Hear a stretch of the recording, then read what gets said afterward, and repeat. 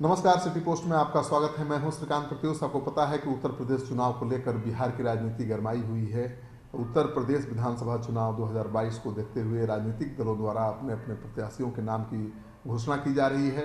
इसका side effect Bihar की राजनीति में साफ दिख रहा है। यूपी की राजनीतिक तपिश की आंच बिहार की राजनीति में भी गर्माहट लाने लगी है। यूपी में राजनीतिक जमीन तलाशने को लेकर बीजेपी के सहयोगी दलों की बेचैनी साफ दिख रही है। जेडीयू वीआईपी पार्टी ने यूपी में चुनाव लड़ने का ऐलान कर दिया है। आरजेडी ने भी यूपी में चुनाव में बीजेपी को हराने के लिए सपा का साथ देने का फैसला लिया है। तो बिहार के सभी राजनीतिक दल उत्तर प्रदेश के चुनाव में जोर आजमाइश में जुट गए हैं। बसपा की ओर से पहले भी प्रत्याशियों की लिस्ट जारी की जा चुकी है और जेडीयू 51 सीटों पर चुनाव लड़ने की तैयारी कर रहा है, क्योंकि बीजेपी के साथ उसकी बात नहीं बन पाई है। वीआईपी पार्टी के नेता मुकेश सहनी यूपी चुनाव के बहाने बिहार में जमकर प्रेशर पॉलिटिक्स कर रहे हैं।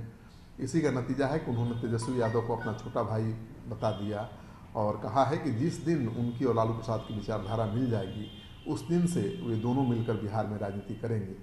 तो मुकेश सहनी ये संकेत दे चुके हैं कि तेजस्वी यादव लालू यादव से उनको परहेज नहीं है।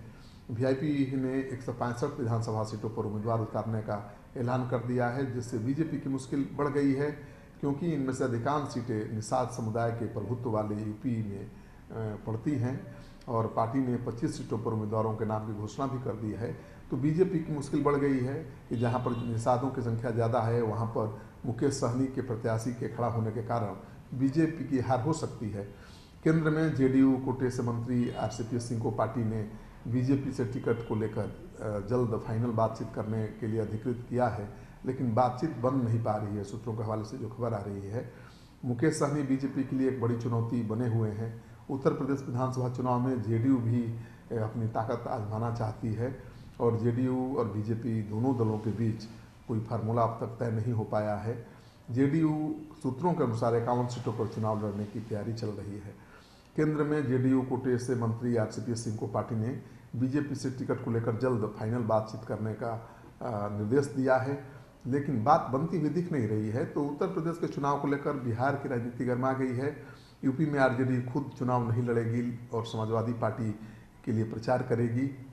आरजेडी ने ट्वीट कर इसकी जानकारी दी है और पार्टी ने अपने ट्विटर हैंडल से ट्वीट कर कहा है कि अजय सिंह बिष्ट के जातिवादी राज में 10% लोगों के लिए सब्बा, लेकिन 90% लोगों के लिए काबा, ना आरक्षण, ना रोजगार, ना व्यापार बा, बस चौतरफा अत्याचार बा, हाहाकार बा और चित्कार बा। यूपी में चुनाव प्रचार के लिए तेजस्वी यादव जाने की तैयारी कर रहे हैं।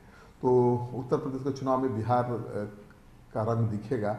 चिराग पासवान के नेतृत्व वाली लोक जनशक्ति पार्टी रामविलास पासवान ने भी यूपी में 100 विधानसभा सीटों पर चुनाव लड़ने का फैसला किया है। तो रामविलास पासवान की पार्टी है जो अब चिराग पासवान संभाल रहे हैं और 100 से ज़्यादा सीटों पर चुनाव लड़ने की तैयारी कर रहे हैं, तो उससे बीजेपी की मुश्किल ही बढ़ेगी। यूपी एलजेपी प्रदेश इकाई के अध्यक्ष मणिशंकर पांडे के अनुसार पार्टी ने 60 उम्मीदवारों की सूची केंद्रीय इकाई को भेज दी है। उन्होंने कहा है कि केंद्रीय नेतृत्व जल्द ही उम्मीदवारों के नाम को अंतिम रूप दे सकता है। तो उत्तर प्रदेश में वीआईपी पार्टी का जलवा दिखेगा, जेडीयू का जोर दिखेगा और आरजेडी के तेजस्वी यादव की राजनीतिक कुशलता भी दिखेगी। सोशल मीडिया में भी यूपी विधानसभा चुनाव की धमक सुनाई खूब दे रही है। बिहार की भोजपुरी गायिका नेहा राठौर के गाने यूपी में काबा ने संगीतमय चुनाव प्रचार की धार को काफ़ी तेज कर दिया है और ये गाना काफ़ी वायरल हो रहा है। गाने के समर्थन और विरोध में सोशल मीडिया पर प्रतिक्रिया लगातार लोग दे रहे हैं। यूट्यूब ब्लॉगर यूपी चुनाव के बहाने बिहार की जनता के मूड को भांपने की कोशिश भी कर रहे हैं। तो उत्तर प्रदेश के चुनाव में बिहार की राजनीति गर्मा गई है और अब देखना यह है कि उत्तर प्रदेश चुनाव के नतीजे का बिहार की राजनीति पर क्या प्रभाव पड़ेगा, क्योंकि उत्तर प्रदेश के चुनाव का नतीजा जो आएगा उसका असर बिहार की राजनीति पर पड़ना लाजमी है। अगर बीजेपी की सरकार वहाँ मजबूती के साथ सत्ता में वापस आ जाती है तो बिहार में जैसे सब कुछ चल रहा है चलता रहेगा। अगर बीजेपी की सरकार नहीं बन पाती है तो बड़ा फेरबदल हो सकता है। इस खबर को ज़्यादा से ज़्यादा लोगों के साथ शेयर करिए ताकि लोगों को पता चले कि चुनाव तो उत्तर प्रदेश में हो रहा है लेकिन उसका असर बिहार में दिखाई दे रहा है।